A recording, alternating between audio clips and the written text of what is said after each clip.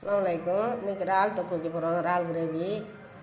அதுக்கு எண்ணெய் ஊற்றுறோம். கடலை எண்ணெய் தான் நம்ம புழங்குறோம். கடலெண்ணெய் ஊற்றியாச்சு. பாருங்கள், எண்ணெய் காஞ்சிச்சு. எண்ணெய் காஞ்சோம் கடுகு வெடிக்க போடணும்.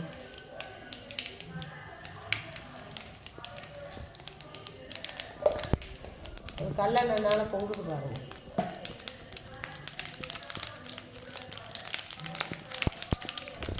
தக்காளி பச்சை மிளகாலாம் நைஸாக கட் பண்ணி வச்சுருக்கு.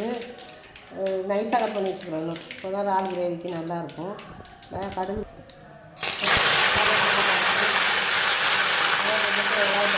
வெங்காயம் நிறையா போட்டால் தான் வெங்காயம் தக்காளி நிறையா போட்டால் தான் கிரேவி நல்லா நிறையா இருக்கும்.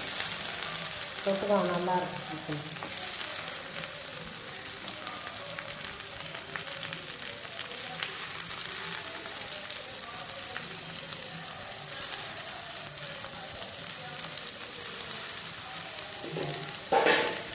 போட்டு கொஞ்சம் வெங்காயம் வதங்கிறதுக்கு கொஞ்சம் உப்பு போடுவோம்.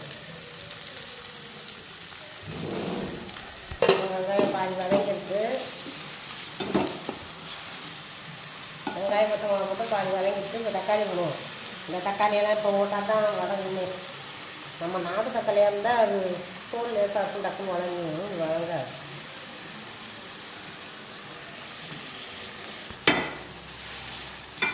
போட்டு நல்லா வதங்கிறது தக்காளி பாருங்க. நல்லா வதங்கிடுச்சு. இன்னும் வதங்க நல்லா வதங்கினாதான் கிரேவி நல்லாயிருக்கும். வதங்கி எண்ணெய் பிடிக்கணும்.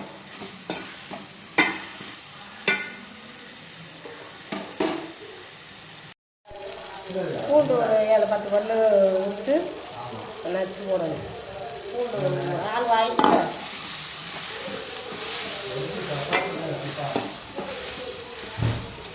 வெங்காயத்தை நல்லா வதக்கிட்டு பூண்டு பொடிச்சத்தை வதங்க. பூண்டு போட்டு நல்லா வதங்கிடுச்சு. இப்போ மஞ்சள் தூள் போடுவோம்.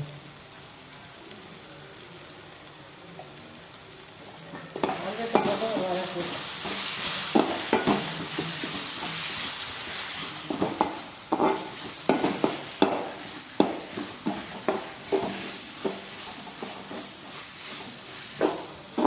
நல்லா வதங்கி எண்ணெய் பிரிஞ்சு வந்துருச்சு பாரு. வரம் நல்லா வதங்கட்டுக்கு.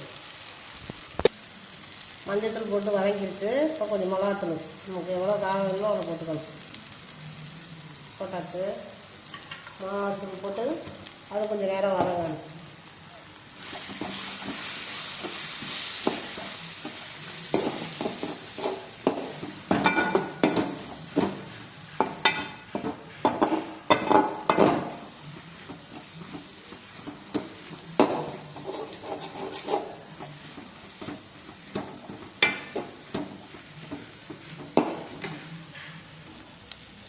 இப்போ மிளகாத்தூள் போட்டு நல்லா வதங்கிடுச்சு. இப்போ இறால் அள்ளி போட்டுக்கலாம்.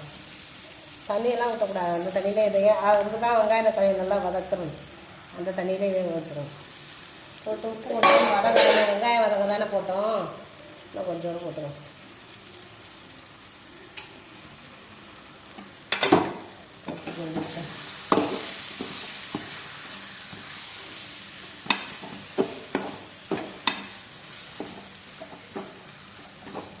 தண்ணியெல்லாம் ஊற்றக்கூடாது. அந்த தண்ணியிலே வந்துடும்.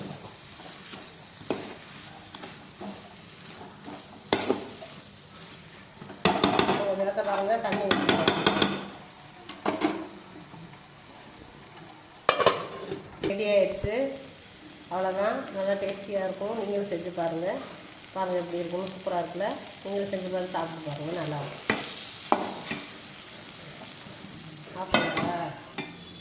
ஆஃப் பண்ணணும். நம்ம தண்ணியெல்லாம் ஊற்றி வேக வைக்கல. அந்த தண்ணியிலே அதில் இறால் விடுற தண்ணியிலே வெந்துருச்சு பாருங்கள். நல்லா டேஸ்டியாக இருக்கும். நீங்கள் இது மாதிரி ஒரு நாள் ட்ரை பண்ணி பாருங்கள். செஞ்சு பார்த்து எப்படி இருக்குன்னு சொல்லுங்கள். சாவலை. ஹாய் ஃப்ரெண்ட்ஸ், நாட்டி குட்டீஸ் சேனலை சப்ஸ்கிரைப் பண்ணுங்கள், லைக் பண்ணுங்கள், கமெண்ட் பண்ணுங்கள், ஷேர் பண்ணுங்கள். மறக்காமல் பக்கத்தில் உள்ள பெல் ஐகானை கிளிக் பண்ணுங்கள். Bye friends.